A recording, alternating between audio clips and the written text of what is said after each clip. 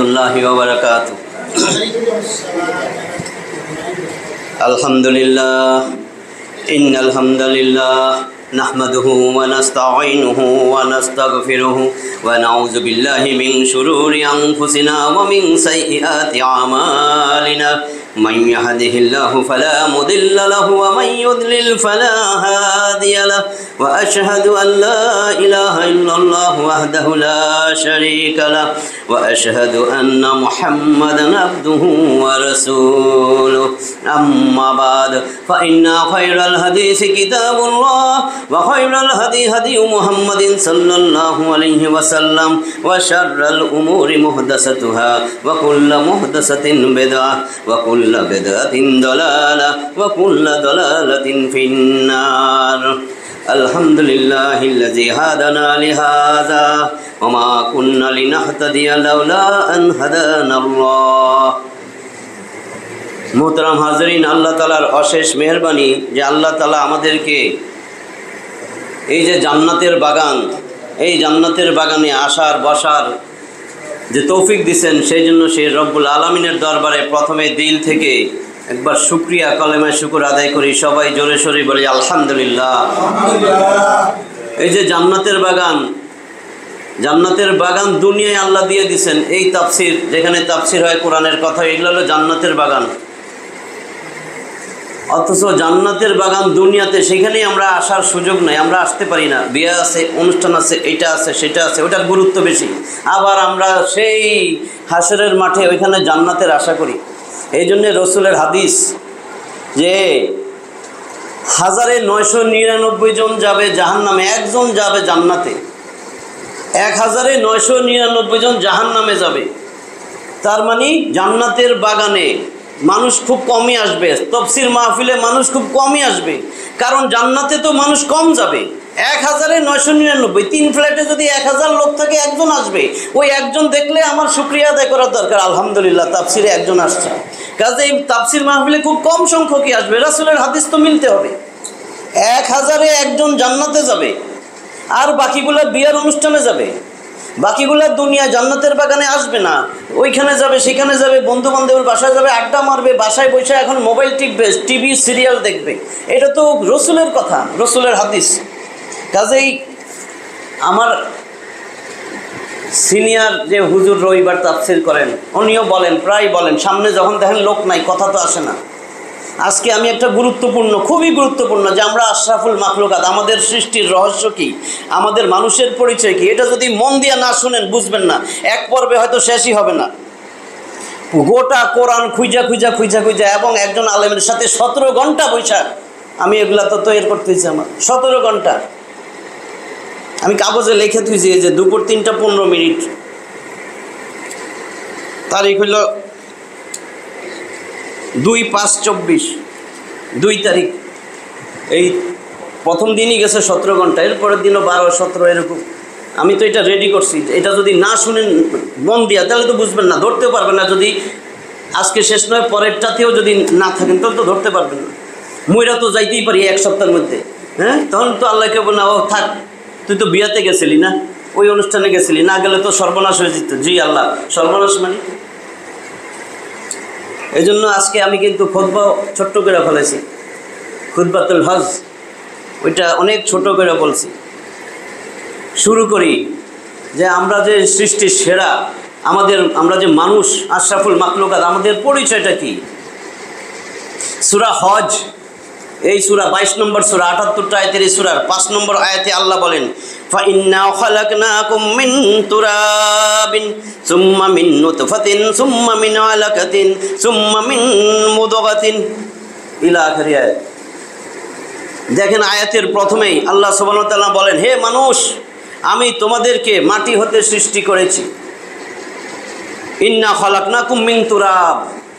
তারপরে আল্লাহ বলতেছেন, অতঃপর আমি তোমাদেরকে বীর্য হতে সৃষ্টি করেছি। সুম্মা মিন নুতফাতিন।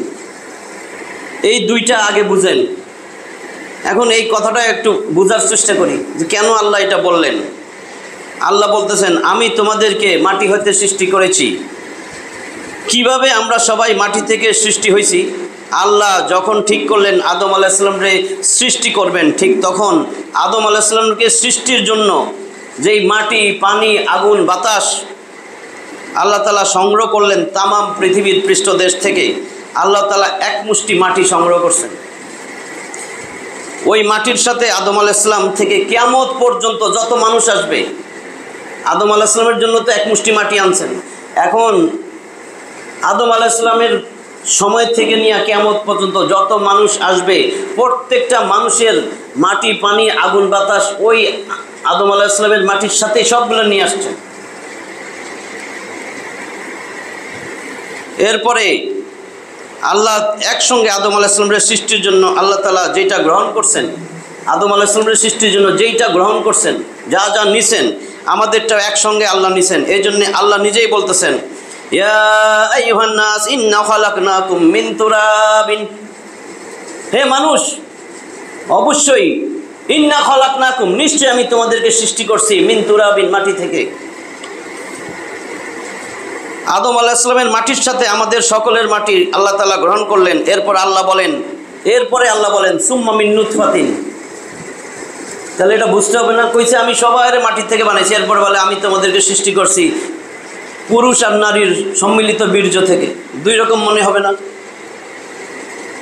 আদম আলাইহিস সালামকে সৃষ্টি করার পর আল্লাহ তাআলা সমস্ত জ্ঞান দিয়ে দিয়েছেন, একেবারে যত জ্ঞান দরকার সমস্ত জ্ঞান, এবং তারে সম্মানিত করলেন। তারপরে আদম আলাইহিস সালামরে মুহররম মাসের 10 তারিখে শুক্রবারে চাশতের ওয়াক্তে আল্লাহ তাআলা জান্নাতে নিয়ে গেলেন। জান্নাতে নিয়ে আদম আলাইহিস সালামের, ভালো করে শুনেন, জান্নাতে নিয়ে আদম আলাইহিস সালামের বাম পাজরের হাড় থেকে মা হাওয়াকে সৃষ্টি করলেন। তাফসীরে আছে এটা, জেনে রাখবেন। যারা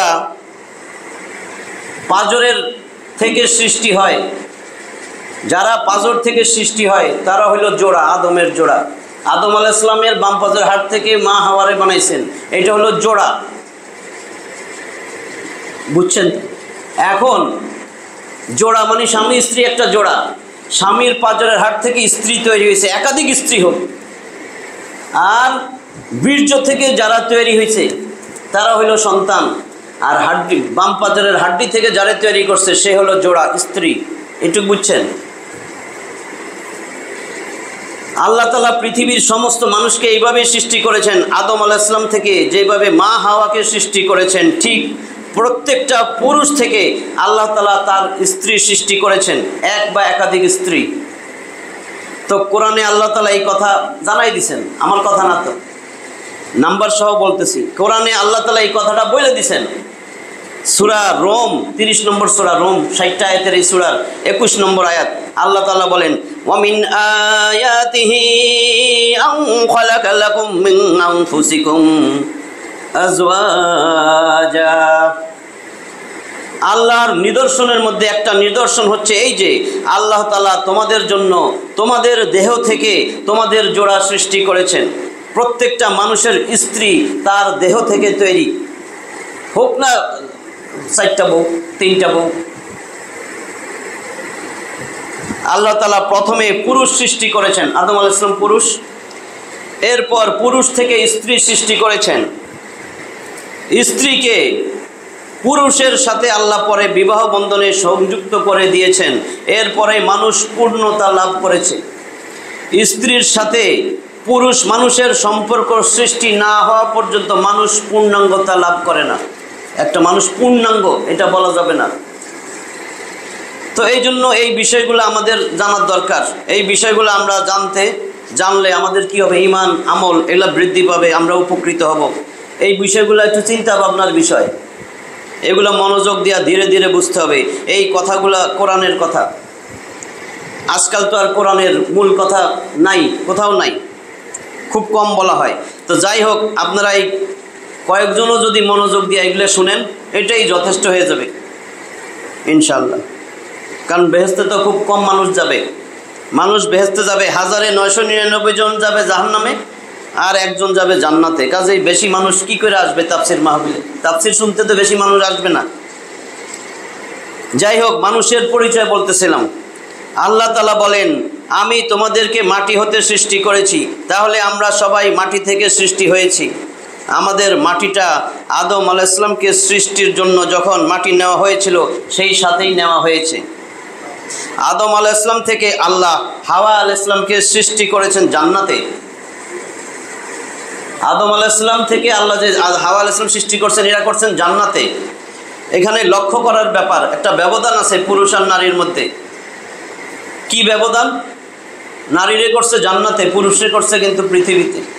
বলতেছি, আমরা পিতা জাতি বা বাবা জাতি পৃথিবীর বুকে সৃষ্টি হয়েছি। আদম আলাইহিস সালামকে আল্লাহ সৃষ্টি করেছেন মক্কা আর তায়েফের মাঝখানে দহনা নামক স্থানে।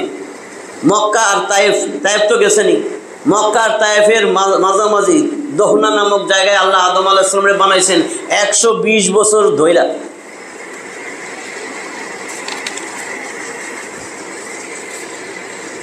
আল্লাহ আদম আলাইহিস সালামের সৃষ্টি করেছেন 120 বছর ধইরা বৈশাখ। তার কারণ কি? কেন এত সময় নিলেন? কারণ ইতিপূর্বে আল্লাহ তাআলা 6 দিনে আসমান পৃথিবী আকাশ পৃথিবী 6 দিনে সৃষ্টি করছেন। কোথায় আছে? সূরা আরাফ 7 নম্বর সূরা 54 নম্বর আয়াত। আল্লাহ বলেন, ইন্না রাব্বাকুমুল্লাহুল্লাযী খালাকাস সামাওয়াতি ওয়াল আরদা ফি সিত্তাতি আইয়াম। ইন্না রাব্বাকুমুল্লাহুল্লাযী খালাকাস সামাওয়াতি ওয়াল আরদ। আল্লাহ বলেন, নিশ্চয়ই তোমাদের রব হচ্ছেন তিনি যিনি আসমান জমিন ফি সিত্তাতি আইয়াম 6 দিনে সৃষ্টি করেছেন। আসমান আর জমিন আকাশ পৃথিবী 6 দিনে বানাইছে। রবিবার কাজ শুরু করছেন, রবিবারের সৃষ্টির কাজ শুরু করছেন। রবি আর সোম পুরা পৃথিবী তৈরি করছেন। রবি সোম পৃথিবী বানাইছেন। মঙ্গল বুধ নদী নালা খাল বিল পাহাড় পর্বত রিজিক খনিজ এগুলা সব সৃষ্টি করেছেন। তাহলে রবি সোম মঙ্গল বুধ গেল। বৃহস্পতি শুক্র আসমানের চন্দ্র সূর্য গ্রহ নক্ষত্র নীহারিকা পুঞ্জ যা আছে এগুলা সৃষ্টি করলেন। 6 দিনে সব সৃষ্টি শেষ করলেন। দিবারাত্রি মিলে 6 দিন, আমাদের 6 দিন। শনিবার আল্লাহ কিছু করেন নাই, এইটুকু বুঝছেন। 6 দিনে সব সৃষ্টি করে ফেলেছে আকাশ পৃথিবী। শনিবার আল্লাহ কিছু করেন নাই। এই জন্য ইহুদিরা কয় শনিবার আল্লাহ কিছু করেন নাই, আমরাও কিছু করবো না। শনিবার আমাদের ছুটি, মহোৎসব করবো। শনিবার আমাদের আনন্দের দিন, ঈদের দিন। আর খ্রিস্টানরা নিচে রবিবার। কেন রবিবার? সূরা মাইদায় পাইবেন শেষের দিকে 120টা আয়াত আছে। 5 নম্বর সূরা মাইদা। মাইদা মানে খাদ্য পরিবেশিত টেবিল, দস্তরখান। এই মাইদার মধ্যে 120টা আছে আয়াত। 112, 13, 14 এই 3টা আয়াতের মধ্যে দেখবেন ঈসা আলাইহিস সালাম রে হাওয়ারীরা বলতেছে, তার অনুসারীরা, যে আমাদেরকে আসমানি খাবার দেন। আসমানি খাবার যদি দেখি, একটা নিদর্শন দেখি, একটা ঈমানটাও বাড়বো। হ্যাঁ, ইব্রাহিম আলাইহিস সালাম যেরকম বলছে, আল্লাহ আমার শান্তি প্রশান্তি, আপনি মরারে কেমনে জীবিত করবেন এর আগেও বলছিলাম। তখন ওই যে 4টা পাখি, হ্যাঁ, আল্লাহকে তুমি বিশ্বাস করো না? কয় বিশ্বাস করি, মানে শান্তি, একটা প্রশান্তি অন্তরের। তো এরাও বলতেছে ঈসা আলাইহিস সালাম রে উম্মতরা, না না একটা প্রশান্তি, আল্লাহর খাবার দেখবো, জান্নাত থেকে আইছে জান্নাতি খাবার। ওরা মান্না সালোয়া পাইছে আগের, আমরা হাওয়ারীরা ঈসা আলাইহিস সালামের যেটা উদ্দ মুসা আলাইহিস সালামের, এদেরটা আবার সূরা মাইদায় আছে শেষের দিকে। ঈসা আলাইহিস সালাম তখন আল্লাহর কাছে দোয়া করছেন যে আল্লাহ আমার এই উম্মতগুলো তো চাইতেছে জান্নাতি খাবার, জান্নাতি খাবার দাও। তো জান্নাতি খাবার এটা ব্যাখ্যা দেবো না, অনেক সময় লাগবে। জান্নাতি খাবার তখন ঈসা আলাইহিস সালামের যে উম্মতরা অনুসারীরা পাইছে, এটা আসছিল রবিবারে। এই জন্য তারা রবিবার খুশি, তারা রবিবার নিচে ছুটির দিন। আল্লাহ এই 2 জাতিরেই 2 উম্মতরেই কিন্তু বলতেছিল যে তোমরা শুক্রবার নাও, সাথে শুক্রবার নেয় নাই, আমরা পাইলাম শুক্রবার।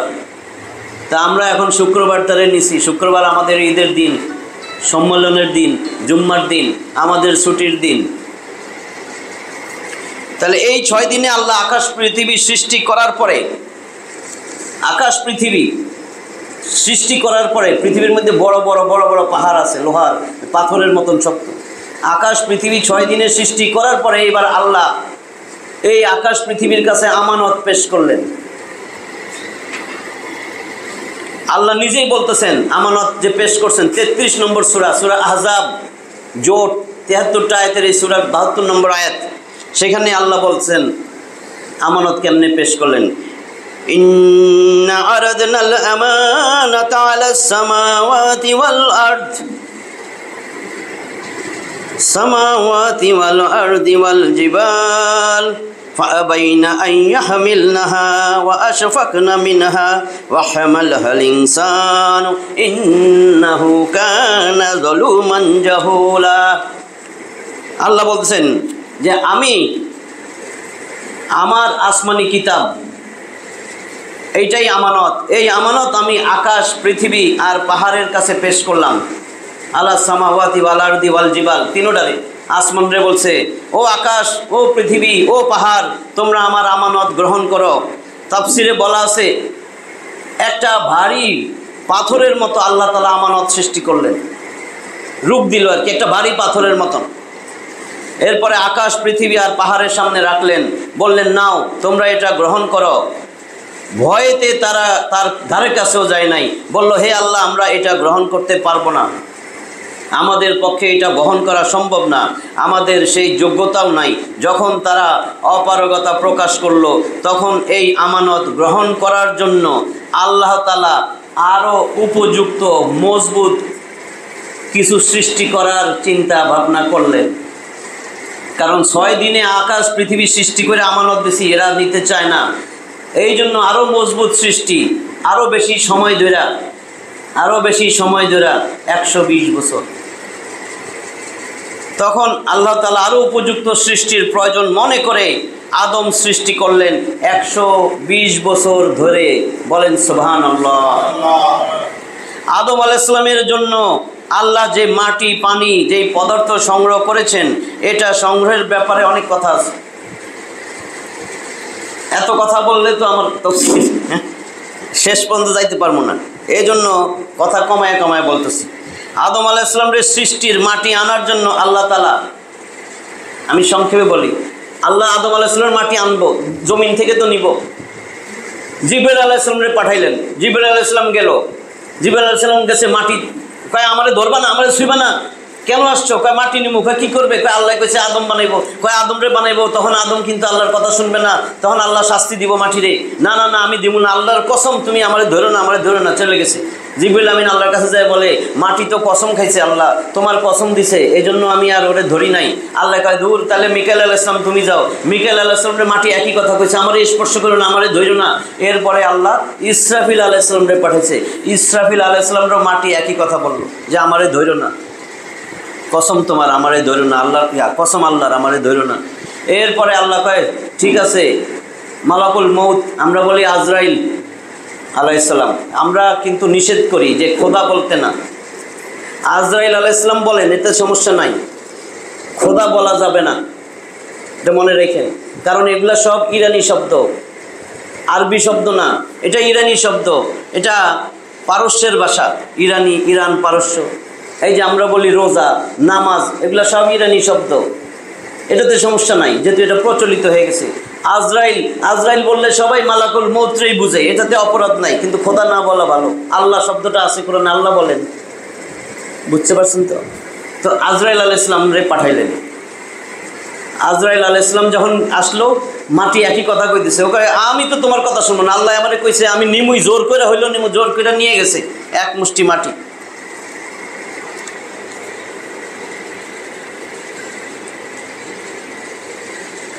তখন জোর করে আজরাইল মাটি নিয়েছে, মাটি নিয়ে আল্লাহর কাছে সুপর্দ করে। এরপর আল্লাহ তাআলা নিজ হাতে 120 বছর ধরে আদম আলাইহিস সালামকে বানাইলেন। কেন এত সময়? কারণ আগে 6 দিনে আল্লাহ আকাশ পৃথিবী বানাইয়া তাদের সামনে আমানত পেশ করেছেন, তারা এটা গ্রহণ করে নাই, পারল না, তারা অপারগতা প্রকাশ করলো, শেষ পর্যন্ত গ্রহণ করলো না। কাজেই এর চাইতেও বেশি মজবুত শক্তিশালী সৃষ্টি লাগবে। তাহলে বোঝা গেল মানুষই হলো আল্লাহ তাআলার সৃষ্টির মধ্যে সবচেয়ে মজবুত, যেটা কোরআনে এইভাবে বলা হয়েছে। রেফারেন্স লাগবে তো, কোরআনে এইভাবে বলা হয়েছে কোথায়? 59 নম্বর সূরা, সূরা হাসর, 24টা আয়াতের এই সূরার 21 নম্বর আয়াত। লাউ আনজালনা হাযাল কুরআনা আলা জাবালিন লারাআইতাহু খাশিআম মুতাসাদ্দিআম মিন খাশিয়াতিল্লাহ ওয়া তিলকাল আমসালু নাদরিবুহা লিন-নাসি লাআল্লাহুম ইয়াতাফাক্কারুন। আল্লাহ বলেন, লাউ আনজালনা হাযাল কুরআনা আলা জাবাল, যদি আমি পাহাড়ের উপরে এই কোরআন নাজিল করতাম তাহলে কি হইতো? লারাআইতাহু খাশিআম মুতাসাদ্দিআম মিন খাশিয়াতিল্লাহ, এই পাহাড় আমি আল্লাহর ভয়ে বিনত হইয়া একেবারে চুরমাসুর হইয়া ভাঙ্গা চুরা চুরমার হয়ে যেত ভয়ে। পাহাড় এই কোরআন বহন করার ক্ষমতা রাখে না, কিন্তু মানুষ এই কোরআন বহন করার ক্ষমতা রাখে। তাহলে বোঝা গেল মানুষ পাহাড়ের চাইতেও বেশি মজবুত। এই মানুষকে আল্লাহ বানাইছে 120 বছর ধরে। মাটিটাকে প্রথম, ভালো করে শুনেন এখন, এই মাটিটারে, যে মাটিটা আনছে প্রথম 40 বছর বৃষ্টির পানিতে ভিজাইতে ভিজাইতে ভিজাইতে ভিজাইতে 40 বছর আল্লাহ ভিজাইছেন। ভিজাইতে ভিজাইতে ভিজাইতে ভিজাইতে এটার মধ্যে সোদা সোদা গন্ধ হয়েছে। এটা কিরকম একটা গন্ধ হয় না, মাটি ভিজা কাদা মাটি পানির মধ্যে দেখেন পাও ঢুকে, এরপরে চুলকে নাকে নিয়ে দেখেন কিরকম গন্ধ। এটা হলো হামাইম মাসনুন। হামাইম মানে কাদা, মাসনুন মানে দুর্গন্ধযুক্ত। 40 বছর এই মাটিটারে ভিজাইয়া দুর্গন্ধযুক্ত কাদায় পরিণত হয়ে গেছে। এখন দেখেন এই 40 বছরের মধ্যে প্রথম 40 বছর 38-39 বছর পর্যন্ত আদমের মাটিটাকে আল্লাহ তাআলা দুশ্চিন্তার সমুদ্রের পানি দ্বারা ভিজাইছেন। দুশ্চিন্তার সমুদ্রের পানি এটা দিয়া ভিজাইছেন 38 থেকে 39 বছর, 40 বছরের মধ্যে। আর 1 বছর শান্তির সমুদ্রের পানি দ্বারা ভিজানো হয়েছে। এই জন্য তাফসির কারক বলেন, তাফসিরে আছে, একটা মানুষের জীবনের 40 ভাগের 39 ভাগ সময় তার দুশ্চিন্তায় কাটবে। ধনী হইলেও দুশ্চিন্তা, গরিব হইলেও দুশ্চিন্তা, দুশ্চিন্তা ছাড়া কোনো মানুষ নাই। আর 40 বছর মাটিকে ভিজানোর ফলে সেই মাটির অবস্থা এমন হয়েছে যেটা দুর্গন্ধযুক্ত কাদা, হামাইম মাসনুন। হামাইম মাসনুন এটার ব্যাখ্যা দেখবেন 15 নম্বর সূরা, সূরা হিজর, পাথুরে পাহাড়, 15 নম্বর সূরা, 99টা আয়াতের এই সূরার 33 নম্বর আয়াত। 40 বছর পর্যন্ত বৃষ্টির পানি দিয়া ভিজাইয়া ভিজাইয়া মাটিটাকে আল্লাহ পচাইয়া দিলেন। প্রথম 40 বছর শেষ। দ্বিতীয় 40 বছর আল্লাহ এই মাটিটাকে রোদে শুকাইলেন। রোদে দিয়া দিয়া দিয়া দিয়া শুকাইতে শুকাইতে শুকাইতে শুকাইতে ঠনঠনা পোড়া মাটির মতন বানাই দিলেন। কাল সলসালিন কাল ফাখার, কুমার দেখছেন না, কলসি লইয়া বৈশা থেকে হান্ডি পাতিল মাটির, এটাতে নিয়ে যদি একটু এরকম থাপড় দেন ঠন ঠন ঠন ঠন করে বাজে, এরকম বানাই ফেলছেন 80 বছরে। দ্বিতীয় 40 বছর 80 বছর। দেন আল্লাহ 55 নম্বর সূরা আর রহমান, পরম দয়ালু, 78টা আয়াত, 14 নম্বর আয়াতে আল্লাহ বলছেন, খলাকাল ইনসানা মিন সলসালিন কাল ফাখার, অর্থাৎ তিনি মানুষকে সৃষ্টি করলেন শুকনা ঠনঠনে মাটি থেকে, যা পোড়া মাটির ন্যায়। ওই যে এটাই বললাম এতক্ষণ। এই গেল 80 বছর। তৃতীয় 40 বছর 120, তৃতীয় 40 বছর ওই মাটিটাকে এইবার সব ধরনের পানি দিয়া, যত পানি আল্লাহর কাছে আছে সব ধরনের পানি দিয়া মাইজা মাইজা এটারে গাড়া কাদায় পরিণত করলেন, যেটারে বলে তিনিল লাজিব। আল্লাহ বলেন, ইন্না খালাকনাহুম মিন তিনিল লাজিব। 37 নম্বর সূরা, সূরা আস-সাফফাত, সারিবদ্ধ সৈন্যদল, 182টা আয়াত আছে, তার মধ্যে 11 নম্বর আয়াত আল্লাহ বলতেছেন এটা। তা তিনিল লাজিব এই এটাতে পরিণত করলেন। 340 এই 120 বছর ধরে আল্লাহ তাআলা আদম আলাইহিস সালামকে মক্কা আর তায়েফের মাঝখানে দোহনা নামক জায়গায় বানাইলেন। সবাই জোরে সোরে আরেকবার বলেন সুবহানাল্লাহ। এখন বুঝতে পারলেন তো, জমিন 6 দিনে, আকাশ জমিন 6 দিনে সৃষ্টি করা হয়েছে। তাদের কাছে আমানত তুলে ধরা হয়েছে, তারা বলতেছে পারবো না। তখন আল্লাহ এই আদমকে বানাইলেন 120 বছর বৈশা। বানানোর পরে আল্লাহ তাআলা এই আদমের সামনে, ওই আমানত রাখতে হবে না, বানাইছে তো ওই উদ্দেশ্যে, এইবার ওই আদমের সামনে একটা ভারী পাথরের রূপ দিয়া ওই আমানতটারে রাখলেন। আর আদম আলাইহিস সালাম নিজেই ওই পাথরের কাছে যায় ঘুরতেছে। তারপরে যায় ধরছে নিজেই, ধইরা আবার একটু উঠায়, আলগি দেয়, উঠাইয়া হাঁটু পর্যন্ত উঠাইছে, উঠাই আবার সাইডে দিছে, দিয়া বলতেছে আল্লাহ যদি আমারে বলতেন তাহলে আমি এটারে আরো উপরে উঠাইতে পারতাম। আল্লাহ কয় তোলো। পরে তুলতে তুলতে কোমর পর্যন্ত তুলছে, তুইলা আবার মাটিতে রাখছে, কয় আল্লাহ যদি আবারও বলে তাহলে আমি আরো উঠাইতে পারবো। কিন্তু আল্লাহ কয় তোলো।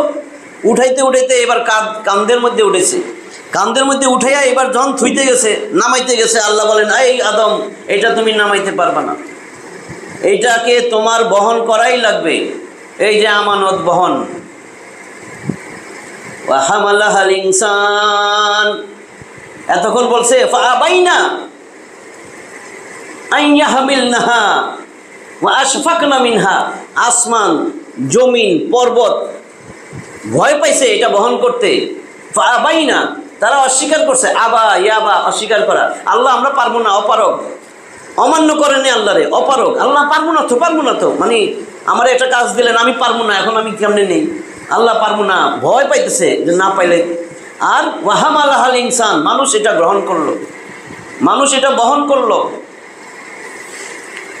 তাহলে কি হলো?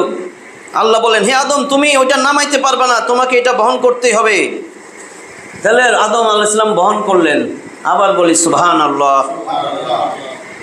আল্লাহ বলেন ওয়াহামালাহাল ইনসান, আল্লাহ রাব্বুল আলামিন এইভাবে আদম আলাইহিস সালামের সামনে আমানত পেশ করলেন। সেই আমানতের বোঝা আসমানি কিতাব বনি আদম এটা গ্রহণ করলো। এই জন্য আল্লাহ তাআলা আদমকে সৃষ্টি করলেন 120 বছর ধরে।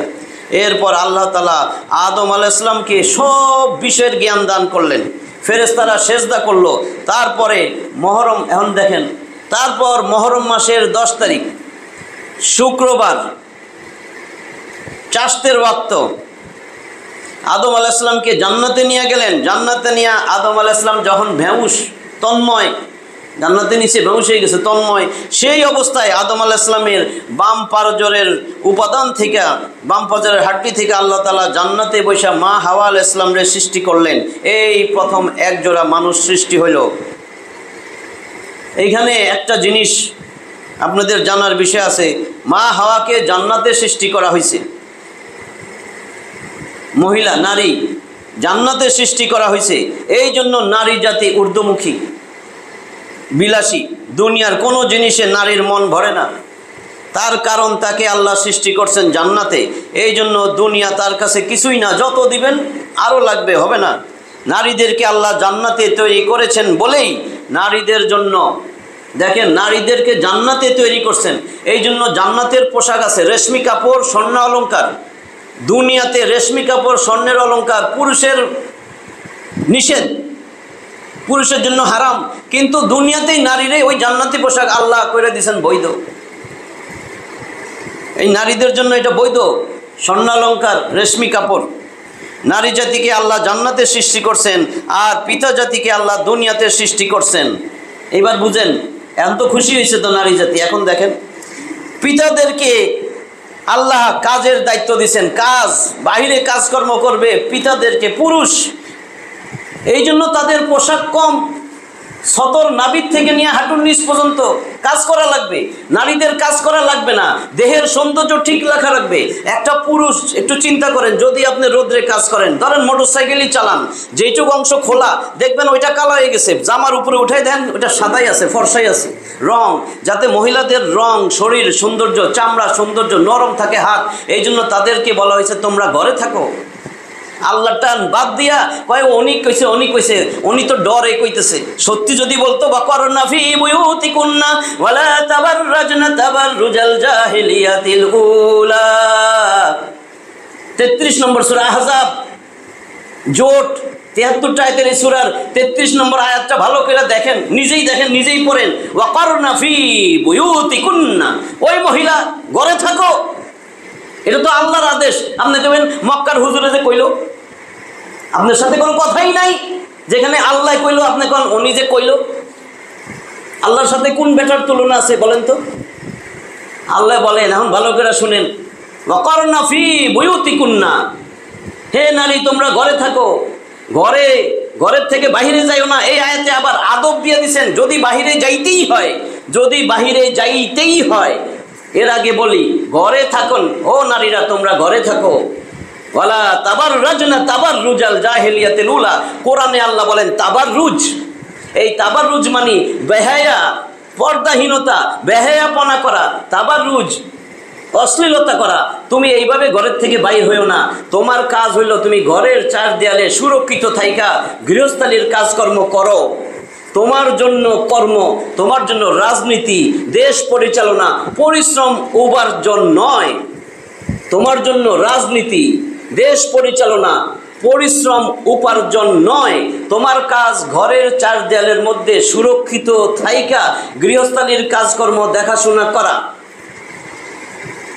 আরো আস্তে আস্তে কই এইটুক।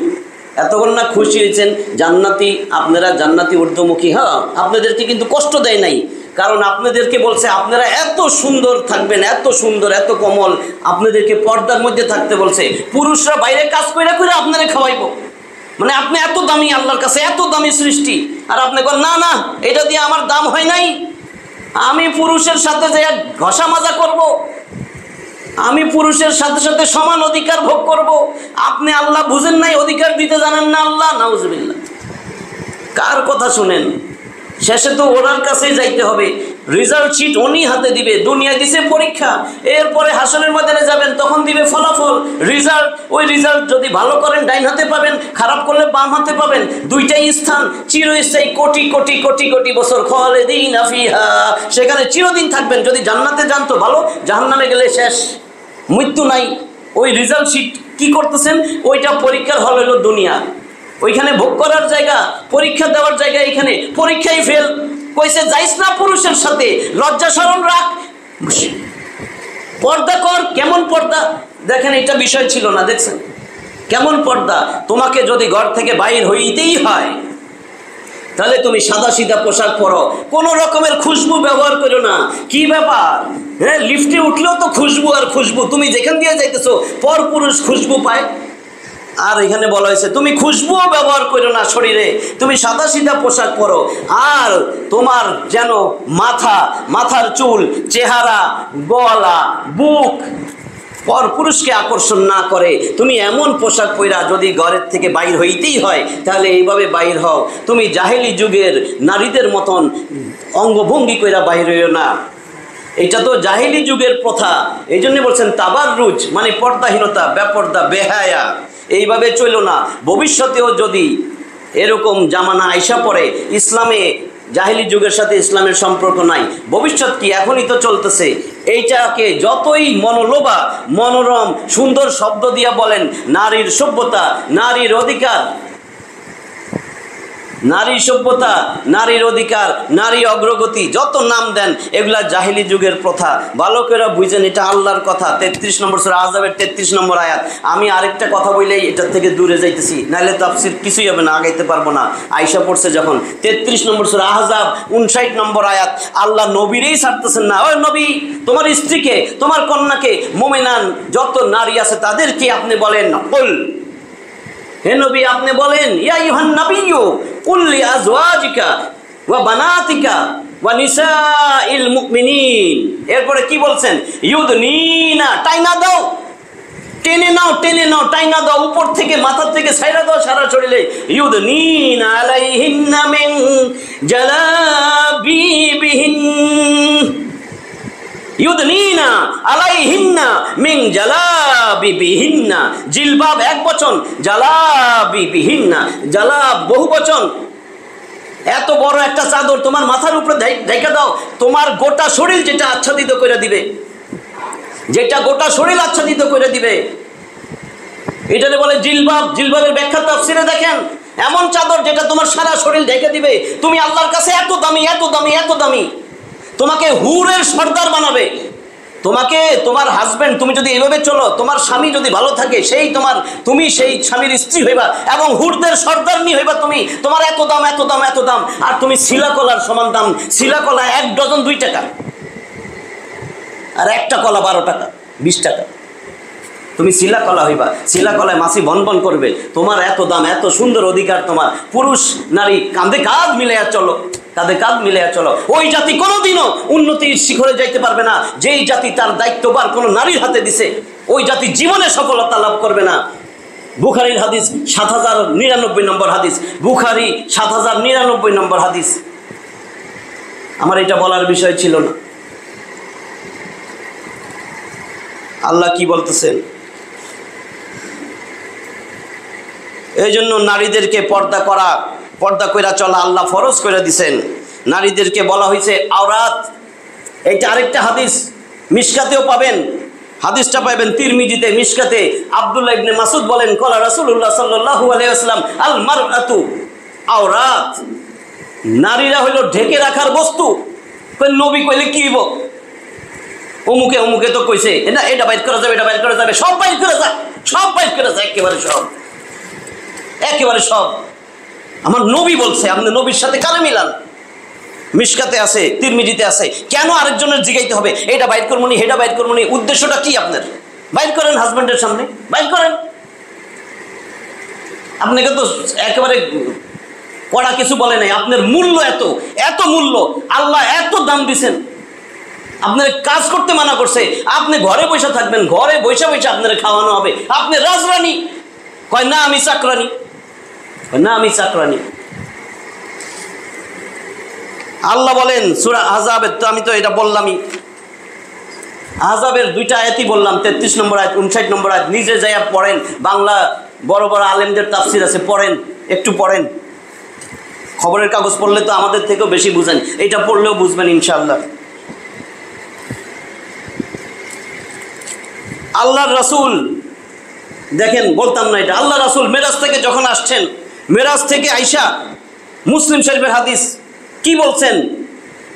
আব্দুল্লাহ ইবনে ওমর রাদিয়াল্লাহু তাআলা আনহু বলেন, ক্বালা রাসূলুল্লাহ সাল্লাল্লাহু আলাইহি ওয়াসাল্লাম ইয়া মা'আশারান নিসা, ও নারী, ও মহিলারা, ও মহিলার দলেরা, তাসাদদাকনা ওয়া আকসিরনা মিনাল ইস্তিগফার, ও নারীরা তাসাদদাকনা, বেশি বেশি দান সদকা করো, ওয়া আকসিরনা মিনাল ইস্তিগফার, বেশি বেশি ইস্তিগফার করো। কেন করবো এরকম? পুরুষরা কইলেন না কেন আল্লাহর রাসূল? কেন বলছি শুনো, ফা ইন্নী রাআইতু কুন্না আকসারা আহলিন নার, আমি যখন মিরাজে গেলাম জাহান্নামে দেখি, জাহান্নামে যত অধিবাসী আছে বেশিরভাগই নারী, বেশিরভাগই নারী। হ্যাঁ, যান এবার বিয়ার বাড়ি, বিয়ার কমিউনিটি সেন্টার যান, কত বছর বাঁচবেন? সর্বোচ্চ 60, 70, 80, 90, 100। তারপরে যে অনন্ত অসীম কোটি কোটি কোটি কোটি বছর, মারে মরণই নাই, সংখ্যা দিয়া কি করবো? সুম্মা লা ইয়ামুতু ফিহা ওয়ালা ইয়াহইয়া, আল্লাহর কথা, 13 নম্বর আয়াত, সূরা আল আলা, 87 নম্বর সূরা, 19টা আয়াত আছে, তার মধ্যে 13 নম্বর আয়াতে পাবেন, সেইখানে তোরা বাঁচবিও না মরবিও না, সেইখানে তোমরা বাঁচবাও না মরবাও না। তার মানে কি? এমন আযাব, এমন গজব, এমন শাস্তি দিব।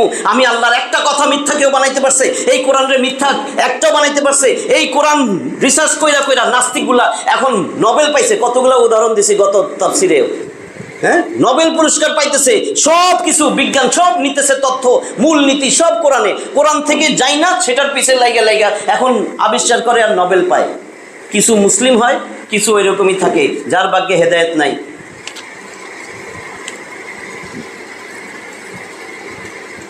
রসুল মিরাজ থেকে আইসা বলেন, আইনুল ইয়াকিন, হকুল ইয়াকিন, স্বচক্ষে তিনি দেখে আসছেন, স্বচক্ষে, নিজের চোখে দেখছেন।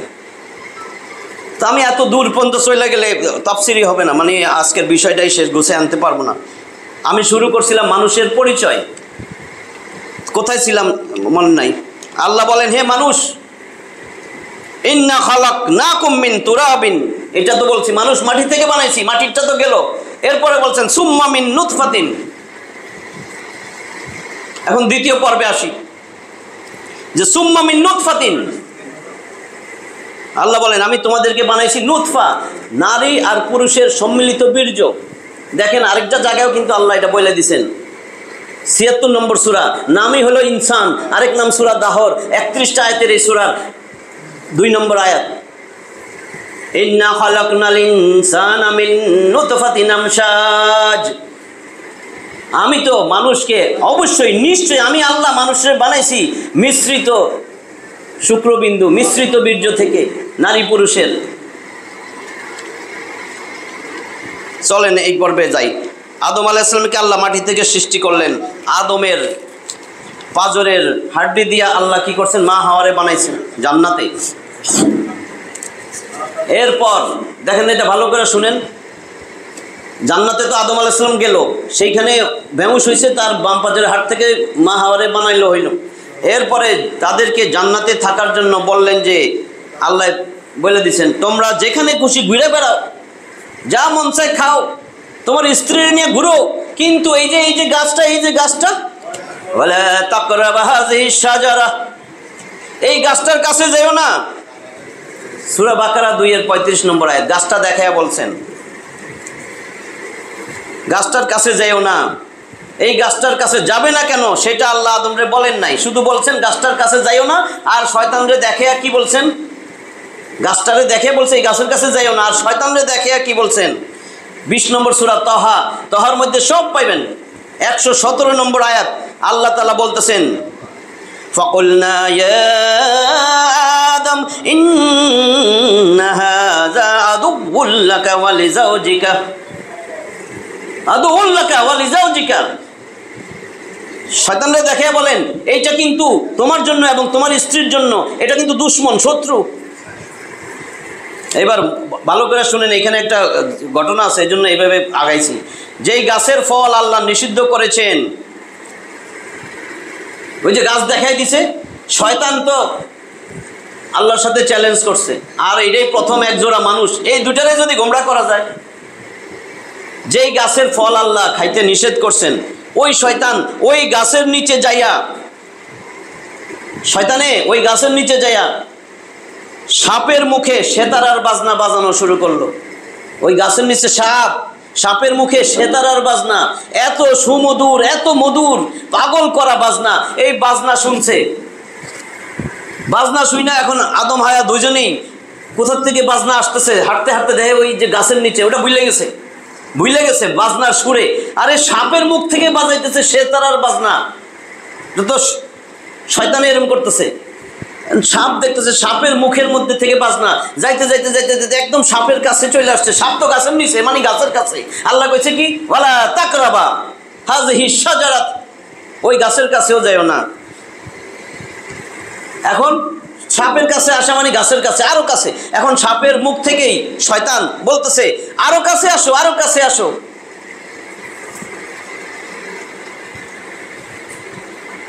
শেষ পর্যন্ত একবারে গাছের কাছে চলে আসছে।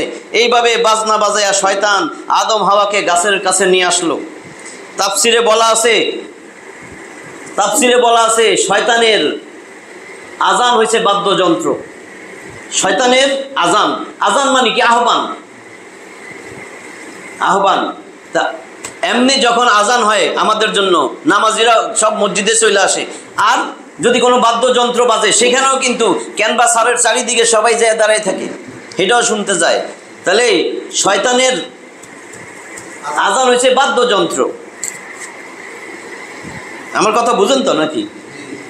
আর আমাদের আজান দিলে আমরা সবাই মসজিদে একত্রিত হই। সারা দেশ থেকে যখন আজানের ধ্বনি আসে, চারিদিকে আজান, শয়তান তো কই যাবো, শয়তান পলাইতে থাকে। তো সামনে পিছে ডাইনে বামে যাইতে পারে না, উপরে তো আজানের ধ্বনি, সে আর কোথাও যাইতে পারে না। তখন একটা নিজে এমন একটা শব্দ করতে থাকে যাতে ওই আজানের শব্দ তার কানে না যায়। হাদিসের ভাষায়, এটা কেমনে বলবো জানি না, যেমনি আছে এমনি বলি। হাদিসের ভাষায়,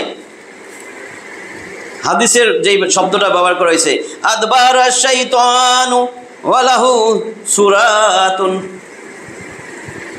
আদবারা শাইতানু ওয়ালাহু সুরাতুন, মানে শয়তান পাততে পাততে দৌড়ায়।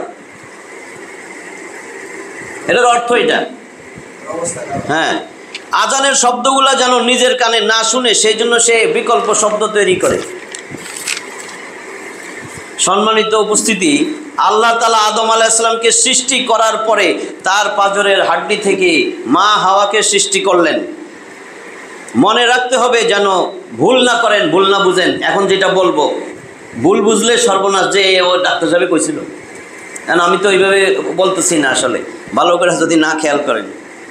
পাঁজরের হাড্ডি থেকে যারা সৃষ্টি হয়েছে তারা হইল জোড়া, আর বীর্য থেকে যারা সৃষ্টি হয় তারা হয় সন্তান। এখন এই বীর্যটা কই থেকে আইলো? ওই জন্য আল্লাহ বলছেন প্রথমে, ইন্না খালাকনাকুম মিন তুরাব, আমি তোমাদের মাটি থেকে বানাইছি, সুম্মা মিন নুতফাতিন, আদম আলাইহিস সালামরে আল্লাহ মাটি থেকে বানাইছেন, এটা তো বুঝছেন মাটি। এখন আমাদের মাটিটা ওই আদম আলাইহিস সালামের মাটির সাথে নিয়ে গেছেন। এখন ওই মাটিতে যত উপাদান আছে আমাদেরটাও সেখানে গেছেন। এখন আদম আলাইহিস সালামরে বানায় ফেলছেন।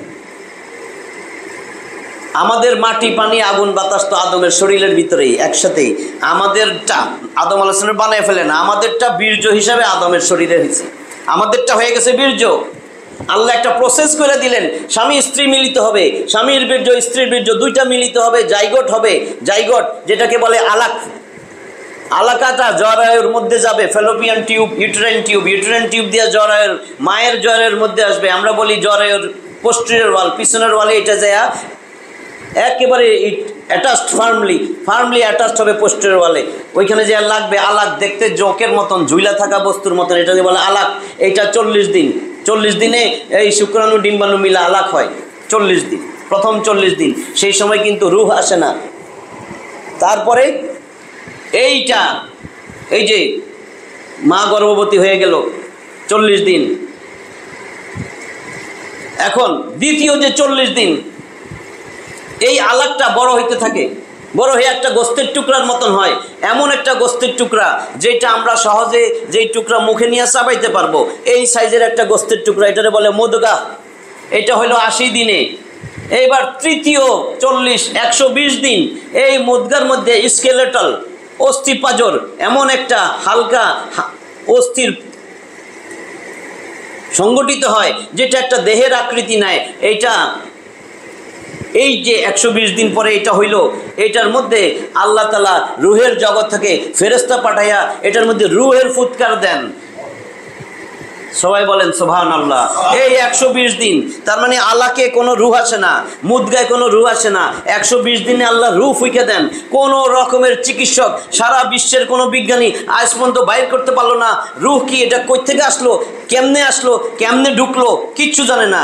আবার কেমনে বাইরে যাবে এটাও কেউ বলতে পারে না। বাইরে গেলে ডাক্তার শুধু বলতে পারে নাই। কি নাই? এই লোকটা নাই। এখন বীর্যটা কোনটা এটা বুঝছেন? আমাদের মাটি পানি আগুন বাতাস আদম আলাইহিস সালামের ভিতরে বীর্য হিসাবে দিয়ে দিয়েছেন আল্লাহ। এই যে প্রসেস, এখন যে পুরুষ মহিলা বিবাহ হয়, এই যে বীর্য, ওইখান থেকে আল্লাহ একটা পদ্ধতি বানাইছেন, একটা নিয়ম। আল্লাহর তো কিছু লাগে না, কিন্তু আল্লাহ নিয়ম ছাড়া কিছু করেন না। এই পদ্ধতিটা এখন চলতেছে, প্রবাহিত হয়ে গেছে যে আল্লাহর সিস্টেম। এটাই সৃষ্টির রহস্য। আর তাফসিরে বলা আছে যে পুরুষের বীর্য থেকে সন্তানের হাড্ডি আর রক্ত তৈরি হয়, আর মায়ের বীর্য থেকে সন্তানের রক্ত, মাংস, চুল এগুলো তৈরি হয়। এই আদম হাওয়াই দুজনকে সৃষ্টি করার পরে আমাদের যে ওই যে মাটি পানি আগুন বাতাস আদমের সাথে নেওয়া হয়েছে, এটাকেই আল্লাহ তাআলা বীর্যে রূপান্তরিত করে দিলেন। সকালে বলেন সুবহানাল্লাহ। এতক্ষণ যেটা বুঝাইলাম, আমাদের মাটি পানি আগুন বাতাস এই উপাদানগুলা বীর্যে রূপান্তরিত হয়ে গেল। এই বীর্যের ভিতর থেকে এখন আমাদের জন্ম, এটা পৃথিবীতে এখন জন্মের ধারা হিসাবে প্রবাহিত হয়ে গেল। এই নিয়ম পদ্ধতি আল্লাহর নিয়ম মানুষের পৃথিবীতে আসার সিস্টেম হিসাবে চালু হয়ে গেল। আবার বলুন সুবহানাল্লাহ। এই কথাটাই আল্লাহ কোরআনে বলছেন, ইন্না খালাকনাকুম মিন তুরাবিন সুম্মা মিন নুতফা। এরপর আল্লাহ বলেন পিতামাতার সম্মিলিত বীর্য থেকে, সুম্মা মিন আলাকা, ওই যে এতক্ষণ বললাম আলাকা তৈরি হইল, শুক্রাণু আর ডিম্বাণু মিল্লা, এরপরে জাইগট হয়, এটাই হলো আলাক। প্রথম 40 দিন জমাট বাঁধা রক্ত, দ্বিতীয় 40 দিন এক টুকরা গোস্ত,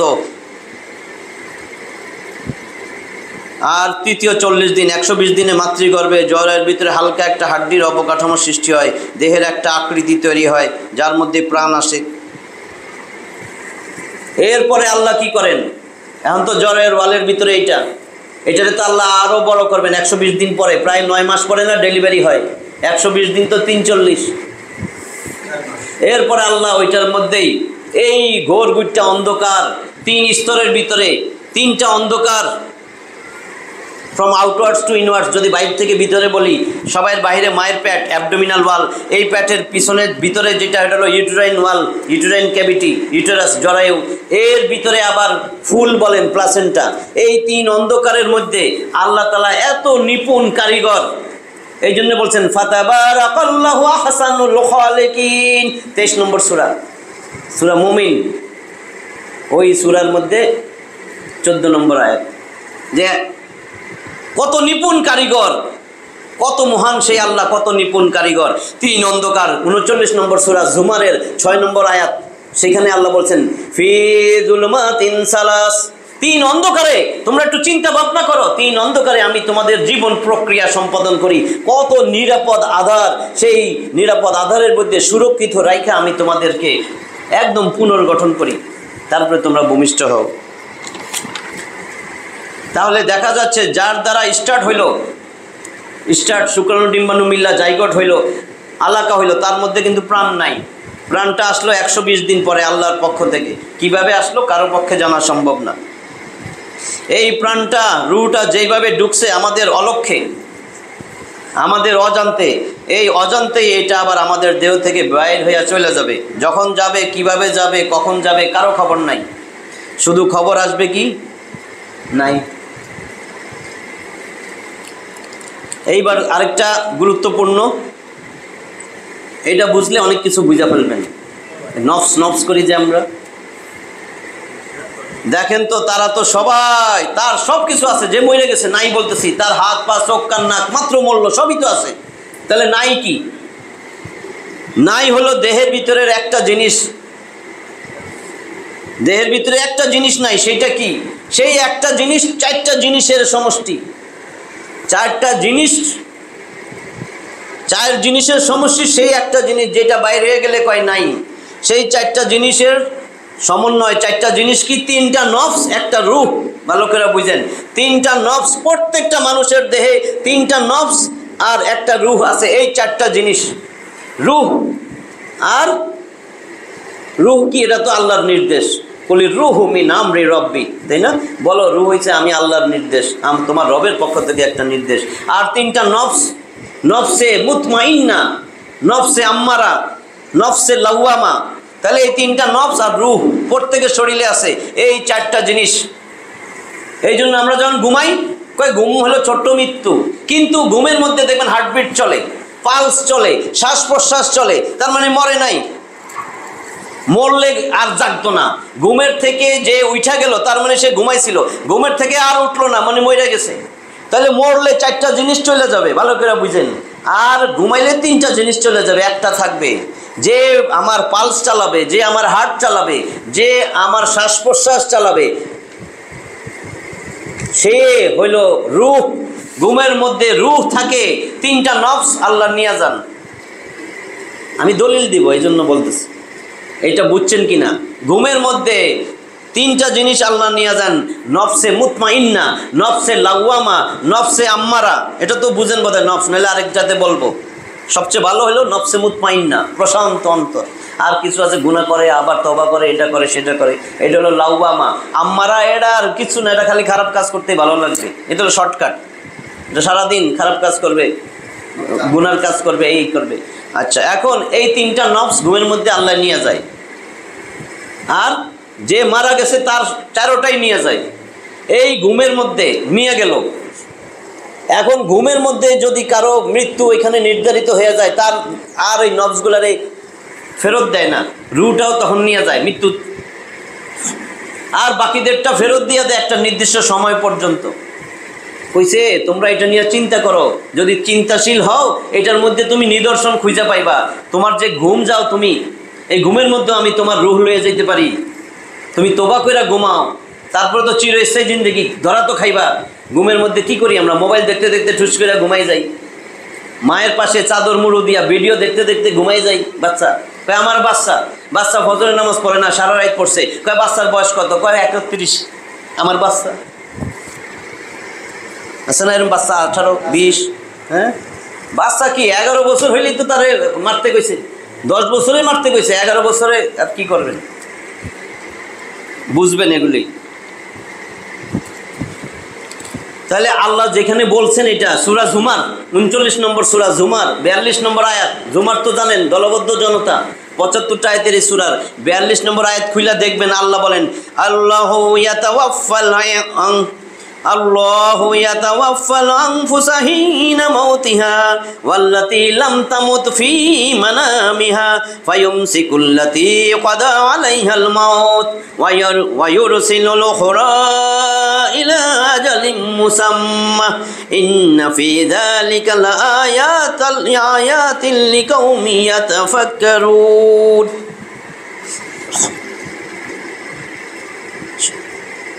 আল্লাহ সুবহানাহু ওয়া তাআলা বলেন, মানুষ যখন নিদ্রায় যায়, ঘুমে যায়, তখন তার যে নফসগুলা বাইর হয়ে যায় সেগুলাই আল্লাহ এখানে বুঝাইতেছেন যে সেগুলা আল্লাহ বুঝে নেন। আল্লাহু ইয়াতাওয়াফাল আনফুসা, নফসের বহুবচন, নফস আনফুস, সমস্ত নফসগুলা আল্লাহ নিজেই হরণ করেন, নিয়ে নেন, যার মৃত্যু চলে আসছে। মানুষ যখন নিদ্রায় যায়, এখানে বলছেন মানুষ যখন নিদ্রায় যায়, ঘুমে যায়, তখন তার যে নফসগুলা বাইর হয়ে যায় সেগুলা আল্লাহই বুঝে নেন, আল্লাহর দায়িত্বে এগুলা হয়। আমরা যখন ঘুমাই তখন তিনটা নফস বাইর হয়ে যায়, নফসে মুতমাইন্না, নফসে লাওয়ামা, নফসে আম্মারা। শুধু রুহটা থাকে দেহে, এই রুহটা থাকার কারণে আমাদের শ্বাস প্রশ্বাস চলে, হার্ট চলে, কিন্তু আমাদের কোনো কার্যক্ষমতা থাকে না। ঘুমের মানুষের কাছ থেকে সম্পদ চোরে নিয়ে গেলেও আমরা বুঝি না, আমরা বলতে পারি না, কিছুই করতে পারি না। ঘুমের মানুষ তো মরার মতোই। ঘুম থেকে মানুষ যদি না উঠে, না জাগতো, তাহলে তো ঘুম আর মরা সমানই ছিল। কিন্তু ঘুম থেকে মানুষ জাগ্রত হয় বলে বোঝা গেল যে মানুষটা ঘুমাইতেছিল। আর যদি না জাগে তাহলে ওই ঘুমটাই হলো শেষ, মৌত। তাহলে মানুষের ঘুমটা আগে বুঝেন, তাহলে মৌতটা বুঝবেন। ঘুমের সময় মানুষের দেহ থেকে তিনটা নফস বাইর হয়ে যায়। আল্লাহ বলেন, মৃত্যুর সময় যখন মানুষের নফসগুলা বের হয়ে আসে আল্লাহ হস্তগত করেন, এবং ঘুমের সময়ও আল্লাহ মানুষের নফসগুলো হস্তগত করেন। ঘুমের সময়ও করেন, মৃত্যু যার লেখা আছে তারটাও করেন। এই যে এখানে বলছেন ইয়াতাওয়াফাল আনফুসা, ইয়াতাওয়াফা মানে হস্তগত করা। তার কারণ কি আপনারা একটু যদি খেয়াল করেন, অফাত শব্দ আমরা বললাম, অফাত হয়েছে, অফাত শব্দ মানে মারা গেছে লোকটা। অফাত হইল যে সমস্ত নিয়ামত আল্লাহ যা দিয়েছিল দুনিয়ায়, তার অক্সিজেন, পানি সব শেষ, এই সময় সে স্বাভাবিক মৃত্যু, এটা হলো অফাত। আর আপনার এখনো রিজিক রয়ে গেছে, একজনের ছুরি মাইরা, গুলি করে মাইরা ফেলাইছে আপনারে, এটা হলো কতল, মার্ডার। দুইটা কিন্তু দুইটাই মৃত্যু, পার্থক্য আছে। অফাত শব্দের অর্থ হলো পুরোপুরি বুঝা নেওয়া। আল্লাহু ইয়াতাওয়াফাল আনফুস এর অর্থ হলো আল্লাহ তাআলা মানুষের নফসগুলিকে পুরোপুরি বুঝা নেন। পুরোপুরি বুঝে নেওয়ার অর্থ, এই পৃথিবীতে মনে করেন পুরোপুরি বুঝা নেওয়ার অর্থ কি? মনে করেন এই পৃথিবীতে তো প্রায় 800 কোটি মানুষ, প্রায় 400 কোটি মানুষ ঘুমায়, আর 400 কোটি মানুষ কাজ করে, আল্লাহর ইবাদত করে। কেমনে? কারণ পৃথিবীর এক মাথায় দেখেন না অন্ধকার, আরেক মাথায় দিন, এটা তো বুঝছেন।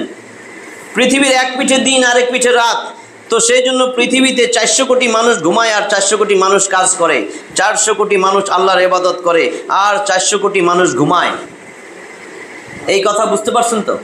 আল্লাহ নিজেই বলেন, আমার এমন সিস্টেম, আমার একটা মুহূর্ত মানুষ ইবাদত ছাড়া থাকে না। 16 নম্বর সূরা নাহলের 52 নম্বর আয়াত আল্লাহ বলছেন, ওয়ালাহুদ্দিন ওয়াসিবা, ওয়ালাহুদ্দিন ওয়াসিবা, আনুগত্য আমি আল্লাহর জন্য সার্বক্ষণিক।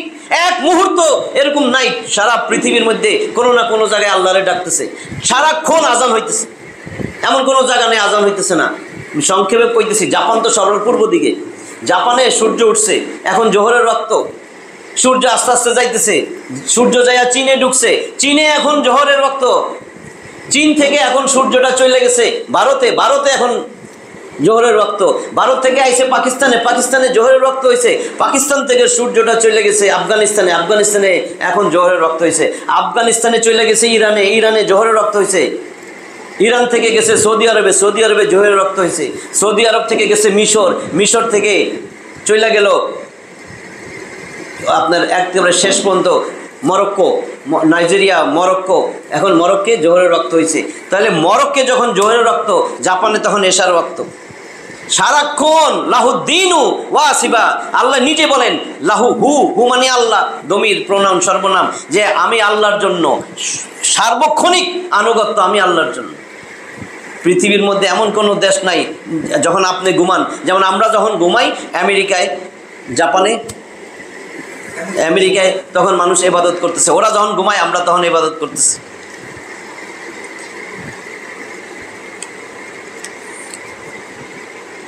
তার মানে সর্বদাই আল্লাহর আনুগত্য চলতে থাকে। এই জন্য আমরা যখন ঘুমাবো তখন আমেরিকার লোকেরা ইবাদত করতে থাকবে, ওরা যখন ঘুমাবে তখন আমরা আল্লাহর ইবাদত করতে থাকবো। আল্লাহর আনুগত্য সর্বদা চলমান থাকবে, এক মুহূর্ত বাদ যাবে না। সুবহানাল্লাহ। কোরআন যে কত সুন্দর এটা আমি চিন্তাও করতে পারবো না। কিন্তু আজকে দুঃখের বিষয়, কোরআনের আলোচনা সমাজ থেকে গায়েব হওয়ার পথে। এখন বিষয়টা কি বুঝতে পারতেছেন আমার কথাগুলো? আপনি যেখানে বসবাস করেন, আপনি যেখানে বসবাস করেন, আমরা যেখানে থাকি, যেই ভূখণ্ডে আছি, সেখানকার চাঁদ দেখবো, সূর্য দেখবো, এইভাবে ইবাদত হবে। আমি সৌদি আরবের লোকে ঈদ করবো, এত পণ্ডিত হইতে মানা করছে। সৌদি আরবের সাথে আমি ঈদ করবো, আমি নামাজ পড়বো, আমি সৌদি আরবের সাথে এটা করবো, কারণ আপনার জন্য নির্ধারিত করা আছে। আপনি চাঁদ দেখা রোজা রাখবেন, চাঁদ দেখা ঈদ করবেন, চাঁদ দেখা কোরবানি করবেন, সূর্য দেখা সালাত আদায় করবেন। আল্লাহ এই জন্যই বলতেছেন যে তুমি ভেবে দেখো যে তুমি কে, এত পণ্ডিতি করো কেন, এত অহংকার কেন, এত ব্রেন খাটো কেন, তুমি কে, কিভাবে তোমার সৃষ্টি, কি খাইয়া তুমি জন্ম নিলা মাতৃগর্ভে জ্বরের মধ্যে। তুমি তো মায়ের যখন সাইকেল বন্ধ, পিরিয়ড বন্ধ, সেই মাসিকের রক্ত দিয়া তোমার পুষ্টি দিছি, কি খাইয়া তুমি বড় হয়েছো। কারণ গর্ভবতী যখন হয় তখন কিন্তু মিন্স হয় না, বন্ধ হয়ে যায়। তাহলে ওই রক্ত কই যায়? ওই রক্ত দিয়েই তোমারে বড় করছি। নাদুস নুদুস, এবারে তুমি দুনিয়া আইছো, তোমারে সবাই কোলে নেয় আর চুমা দেয়। হ্যাঁ, তোমার কি বুদ্ধি? একটা বুদ্ধি তোমারে বলি, একটা মুরগির বাচ্চা, 3 দিনের বাচ্চা, তারে যদি তুমি খুদ দাও, চাউলের খুদ, আর ওটার মধ্যে পাথর মিশিয়ে দাও, দেখবা সে পাথরের ঠোঁট দিয়া ঠোকরাইয়া ফালাইয়া দিয়া ওইটা খায়, খুদ খায়। আর 3 দিনের বাচ্চার এত বুদ্ধি, আর তুমি মানুষের বাচ্চা 6 মাস, তুমি যদি পায়খানা করো, পায়খানাটা কোনো রকমে ধরতে পারো, তুমি তো হালুয়া বানাইয়া খাইবা। 6 মাসের বাচ্চার হাতে দিয়া দেন গু, ওর পায়খানা দেখবেন হালুয়া বানাইয়া খাইতেছে। কাজেই তুমি এত পণ্ডিতি কইরো না। কোন দেশের সাথে? তোমার দেশের চাঁদ সূর্য দেখেই তুমি সালাত করো, তুমি ঈদ করো। মানুষের অবস্থা হলো, এইবার সামান্য একটু বইলা, এটা হয়তো পরে সামনে বলতে হইব আমার। প্রত্যেকটা মানুষের বয়স সমান। আমি এতক্ষণ এই কথাগুলো বলছি এটা বোঝানোর জন্য। প্রত্যেকটা মানুষের বয়স সমান। আপনার নাতির বয়স আর আপনার দাদার বয়স সমান। আপনার নাতির বয়স কেমনে সমান? আল্লাহ তাআলা যখন আল্লাহ তাআলা যখন, এটা ভালো করে শুনেন, পরের শনিবারে ইনশাল্লাহ শেষ করব। আল্লাহ তাআলা যখন আদম আলাইহিস সালাম রে বানাইলেন, দুনিয়াতে বসেই তো বানাইলেন। হাওয়া, আদম আলাইহিস সালাম আর হাওয়া দুইজনকে পরে জান্নাতে থাকতে দিলেন। জান্নাত থেকে গাছের ফল খাওয়ায় প্রস্রাব পায়খানার বেগ, জান্নাতে প্রস্রাব পায়খানার জায়গা নাই, আল্লাহ দুনিয়াতে পাঠাইলেন। অনেকে বলেন যে 350 বছর কাঁদতে কাঁদতে আল্লাহ আদম আলাইহিস সালাম পাপ করছিল। আদম আলাইহিস সালামের কোনো পাপ নাই, নবীদের কোনো পাপ নাই, কোনো পাপ হয় নাই। আল্লাহ বলেন আদম তো ভুইলা গেছিল ওই গাছের কাছে। আপনি যদি রোজার মধ্যে ভুইলা পানাহার করেন, ভুইলা গেছেন, রোজা আছেন, খাইছেন, রোজা কি ভাঙে? তো ভাঙে না। তাহলে আদম আলাইহিস সালাম ভুইলা গেছিল, আল্লাহ তো ক্ষমা করে দিছে। আল্লাহ জান্নাতের পোশাক দিছে, সম্মান দিছে। জিবরিল আমিন রে বলছে, ও জিবরিল আমিন, আদম আর হাওয়ারে আমি এখানে রাখবো না, দুনিয়ায় পাঠাবো। তো দুনিয়ায় যদি যায়, দুনিয়ার খাবার দাবার তৈরি হইতে তো অনেক সময় লাগবে, ফল ফসল তৈরি হইতে সময় লাগবে। ও জিবরিল আমিন, তুমি তাদের সাথে যাও, তাদের কাছে তুমি যাও, আর জান্নাতের খাবার নিয়ে যাও। জান্নাতের খাবার জীবনেও পচে না, নষ্ট হয় না। যাও যাও, যতদিন এই খাবারগুলা ওদের দুনিয়ায় কাজ শিখিয়ে দাও। আদম আলাইহিস সালাম দুনিয়ায় আসলেন।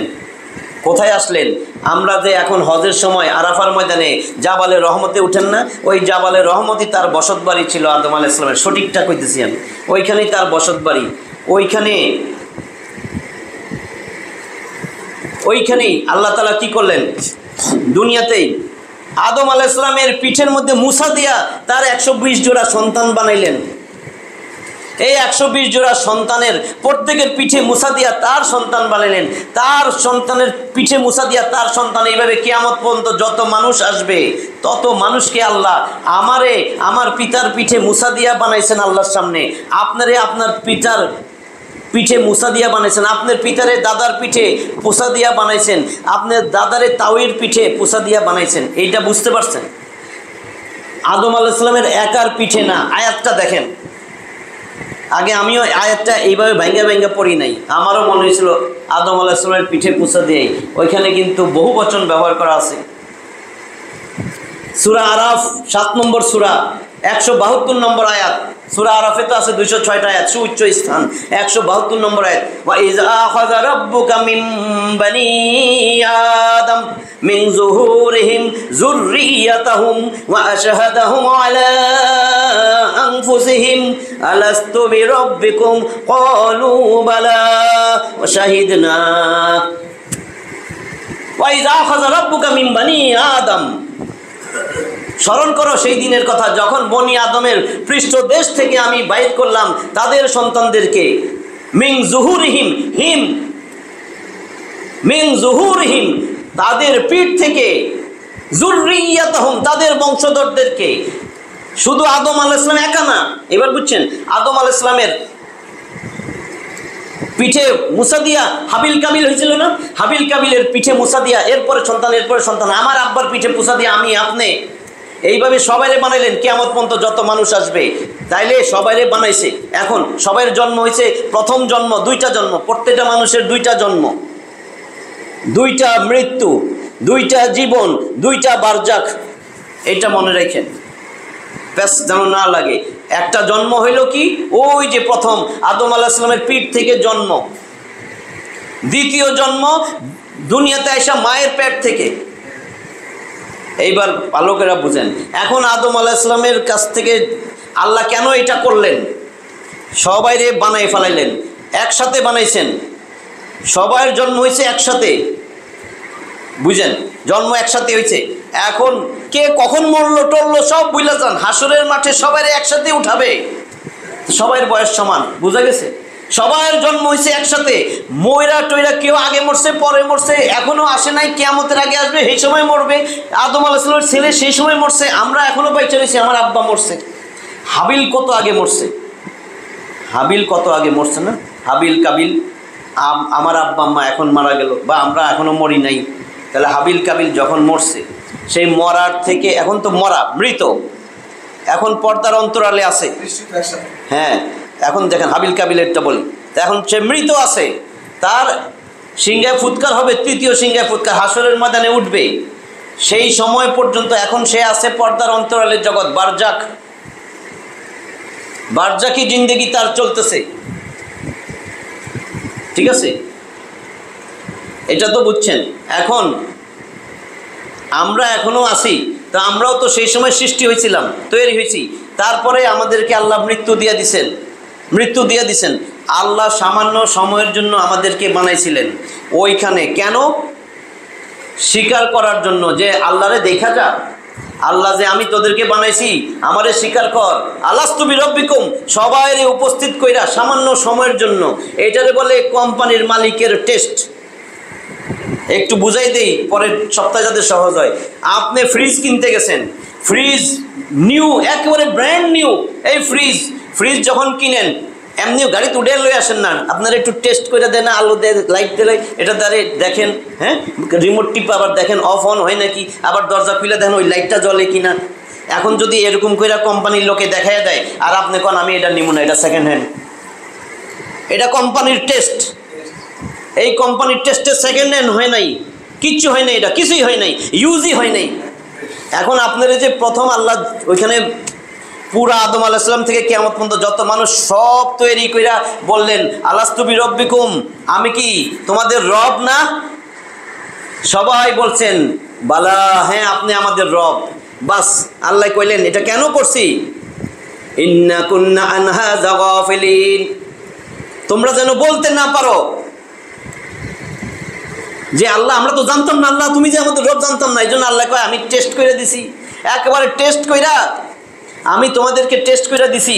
তুমি এখন কাফের, নাস্তিক, ইহুদি, খ্রিস্টান, এটা তো ছিল না, একজন সব মুসলিম।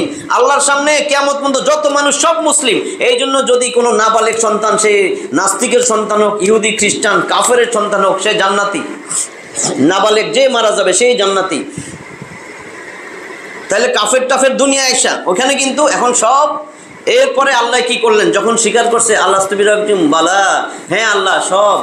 আল্লাহ কয় আমি তোমাদের এই সাক্ষীটা কেন নিছি জানো, যেন হাসরের ময়দানে আমার সামনে দাঁড়ায় না বলো আল্লাহ আমি তো জানতাম না আপনি যে আমার রব। সবাই জানছে, মনে থাকুক না থাকুক, এইটা একটা অনুষ্ঠান হইয়া সুন্দর আল্লাহ সাক্ষী নিয়া। এরপরে সবাইরে কি করছেন, আমারে আমার আব্বার পিঠে ঢুকাই দিছেন। পিঠ থেকে বাইর করছে না, আমারে আমার আব্বার পিঠে, আব্বারে দাদার পিঠে, দাদারে তালের পিঠে করতে করতে করতে করতে সব আদমের পিঠে, সব শেষ, এখন আর কেউ নাই, আদমের পিঠে। পরে আদম আলাইহিস সালামের আর আদম আলাইহিস সালাম আর মা হাওয়ার মিলনের ফলে ওই যে সিস্টেম বীর্য, এরপরে হাবিল কাবিল আসছে। এইটুক বুঝছেন নি? তাহলে এখন প্রথম যে আবার আদমের পিঠে দিয়ে দিলেন, এই সামান্য সময়ের জন্য যে আল্লাহ টেস্ট করলেন, এইটারে জীবন বলে না। এটা বুঝছেন? জীবন এটারে বলে না। তাহলে জীবন কোনটা? এই যে পরে দুনিয়াতে এবার হাবিল আসলো, বা আমাদেরটাই ধরেন, আমরা মায়ের পেট থেকে আসলাম, এই একটা জীবন চলতেছে। যখন মইরা যাব, মরার পরে কবরে রাখুক, যাই করুক, পোড়ায় দেখ, হাসরের ময়দানে উঠানোর আগ পর্যন্ত পর্দার অন্তরাল, এইটা হলো বারজাক। তাহলে একটা বারজাক হইলো আমার সামনে, আমার পিছে একটা বারজাক। কোথায় বারজাক?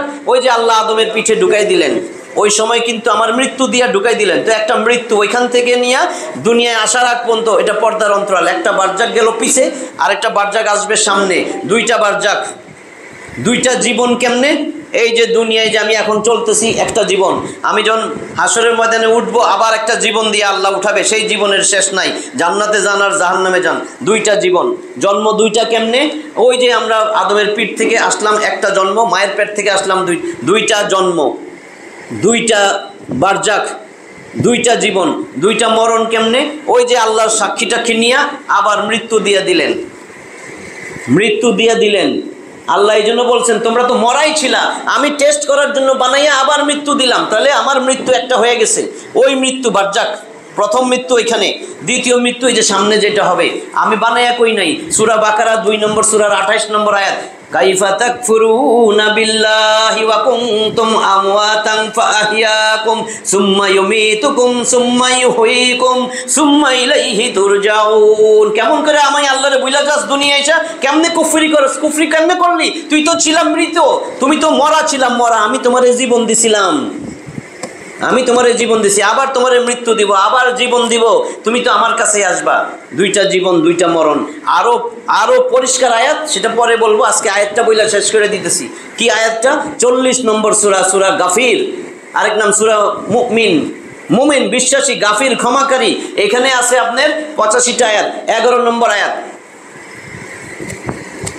তারা আল্লাহরে বলবেন, রব্বানা, ও আমাদের রব, আপনি আমাদেরকে আমাত্তা নাসনাতাইন, দুইটা মৃত্যু দিছেন।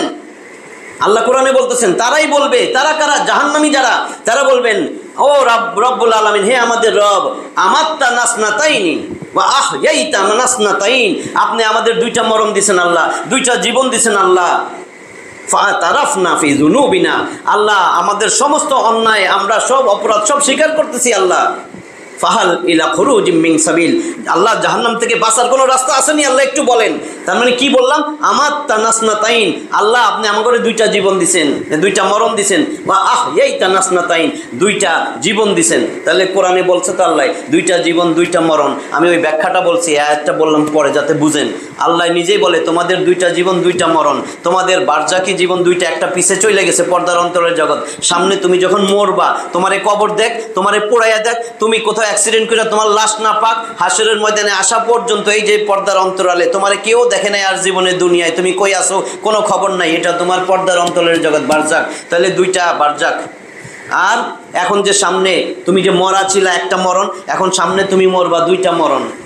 এখন তুমি যখন হাসরের ময়দানে দ্বিতীয় জীবন দিব, দুনিয়ায় কি করছিলা? এটা ছিল পরীক্ষার হল, সবাই পরীক্ষা শেষ, আমি দুনিয়া ধ্বংস করে দিব, এরপরে হাসরের ময়দানে উঠবা, এবার আমি রিজাল্ট দিব, রেজাল্ট শিট সবাই পাবে, হাতে হাতে পাবে। যার রেজাল্ট ফলাফল ভালো, রেজাল্ট শিট তার ডাইন হাতে দিব, আর যার ফলাফল খারাপ তার হাতে বাম হাতে দিব।